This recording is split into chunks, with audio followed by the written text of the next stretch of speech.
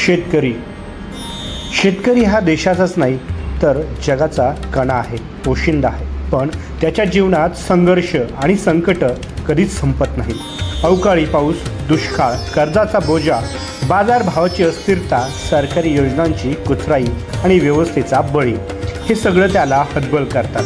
अनेकदा हे संकट इतकी मोठी होतात की शेतकरी विष प्राशन करतो किंवा गळफास घेऊन आपली जीवनयात्रा संपवतो आणि पुरकावतो तो या जगाला आणि आपल्या संसाराला.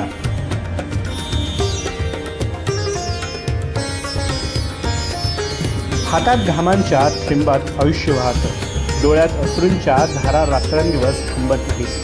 मातीलाही जीव ओततो, स्वप्न रुजवतो हिरव्या शेतात. मनात आशेचं गाणं गुणगुणतो, पण अवकाळी येतो क्रूर. काळ्या ढगांचा कोसळता प्रलय, सगळं पीक वाहून येतं. हृदय तुटतं खोलवरती, थरथरतं, रडतं एकतर रात्रभर. कर्जाचा डोंगर डोक्यावरती उभा राहतो, व्याजाची जाळी जीव गुंफते, श्वास कोंडतो. बँकेच्या सावकाराच्या तगाद्यानं छाती फाटते.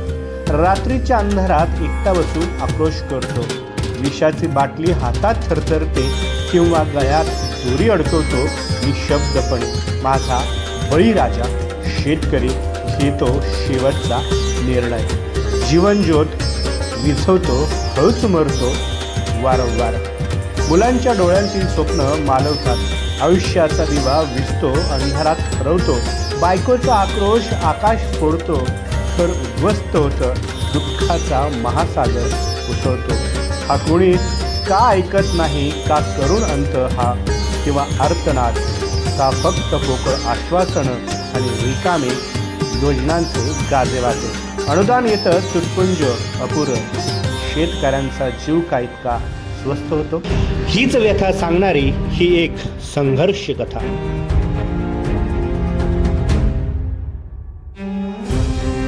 अरे बाबा, 7-12 कोरा होणार म्हणतात, पण कधी? ताबड कष्ट करून कुत्र्यागत मेल्यावर, विष मेल्यावर, की आमची डेड बॉडी सापडल्यावरच?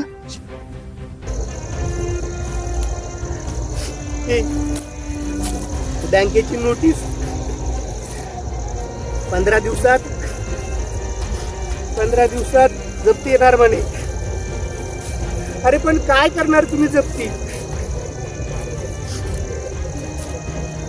माझं घर, माझी जमीन, माझी विहीर, माझी सायकल, माझी डेड बॉडी काय जप्त करणार तुम्ही? डिजिटल भारत म्हणे. अहो, तुम्ही म्हणाला का की ॲग्रिस्टॅक आयडी हा आता अनिवार्य आहे, पण आमच्याकडे नाही हो मोबाईल आता. मुलं मोठी झाली, ऐपत आलंय की घेऊ म्हटलं मोबाईल, पण मुलगाही नाहीये. तू गेलास बाबा, म्हणाला होतास की पुण्याला जाईल, मुंबईला जाईल, पण पैसे कमवील आणि मग आपण मोबाईल घेऊ, परिस्थिती सुधरेल. पण तूही गेलास.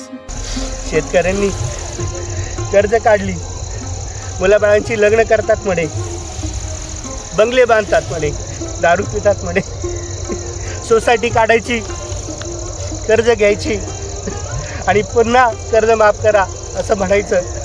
शेतकऱ्यांची हीच तर दयनीय अवस्था. अहो मंत्री साहेब, तुम्ही आमच्या कधी झोपडीत तर येऊन बघा, कधी शेतात तर येऊन बघा. कशी दयनीय अवस्था आहे ना, तुम्हाला समजेल. अहो पोराची फी भरायची म्हटलं, शेताला खत टाकायचं म्हटलं तर अंगावर काटा येतो मंत्री साहेब.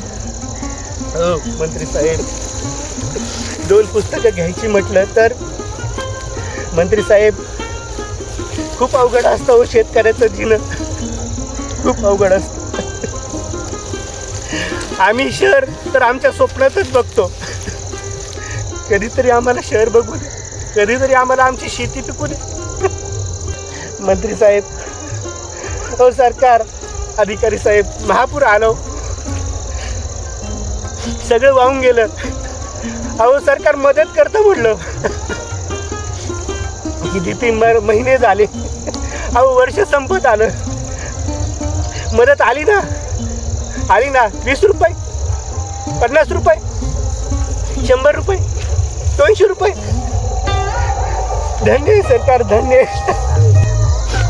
अहो सरकार म्हटलं शेतकऱ्यांना कर्जमाफीच नाही तर शेतकऱ्यांना कर्जमुक्त करू. शेतकऱ्यांसाठी शेततळं, शेतकऱ्यांसाठी ड्रोन सुविधा, शेतकऱ्यांसाठी विहीर, कृषी समृद्धी योजना.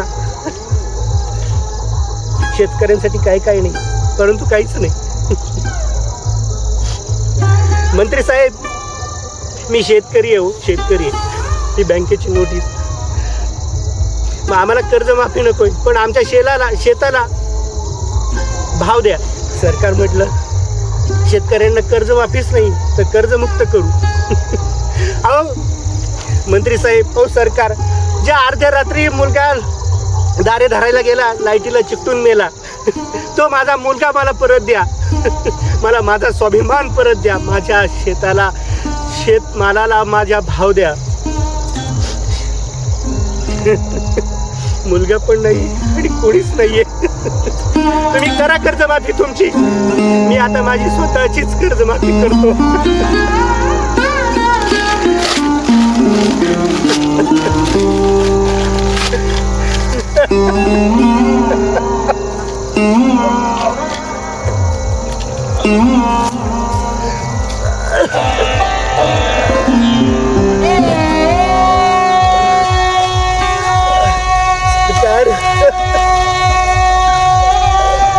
सरकार कर्जमाफी.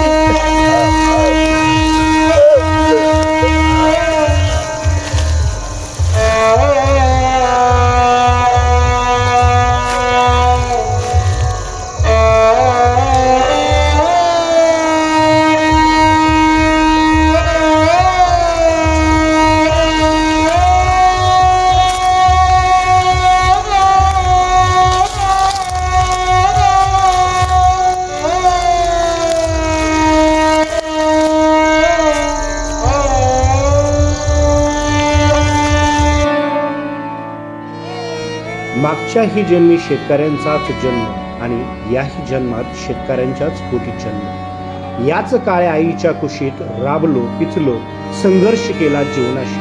मात्र पदरी कायमचीच निराशा. आणि शेवटी जन्म होतो तो मृत्यूचा आणि जीवन संपवतो तो जगाचा पोशिंदा शेतकरी. शेतकऱ्यांच्या जीवनचक्रातील हे मृत्यूचक्र कधी शमणार आहे की नाही, की शेतकरी असाच मरत राहणार जन्मोन जन्मी.